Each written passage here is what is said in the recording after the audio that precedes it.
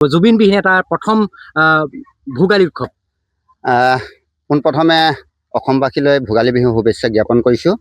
আমি বৰদলনি ভকত গাঁৱৰ বালিজান চুকেও যোৱা বছৰৰ দৰে আগটো বছৰৰ দৰে আমি এইটো উৎসৱটো জাতীয় উৎসৱটো পাতি আহিছোঁ।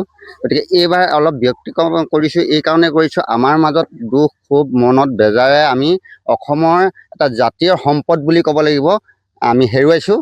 গতিকে তেওঁৰ ওপৰত এটা থিম বনাইছোঁ, যিটো থিম আমি এখন জেল কাৰাগাৰ বনাইছোঁ। এই কাৰাগাৰত জুবিন দাক যিসকলে মৃত্যুবৰণ কৰিলে, মাৰিলে, তেওঁলোকক ইতিমধ্যে চৰকাৰে জেলত ৰাখিছে। সেই থিমটোকে লৈ আমি এখন জেল বনাইছোঁ আৰু এই দোষীসকলক আমি ইয়াতে খেৰেৰে মূৰ্তি বনাই তেওঁলোকৰ ফটো দি ইয়াতে আমি এখন জেল বনাইছোঁ। এই জেলখন বনাইছোঁ আমি জনতাৰ আদালত।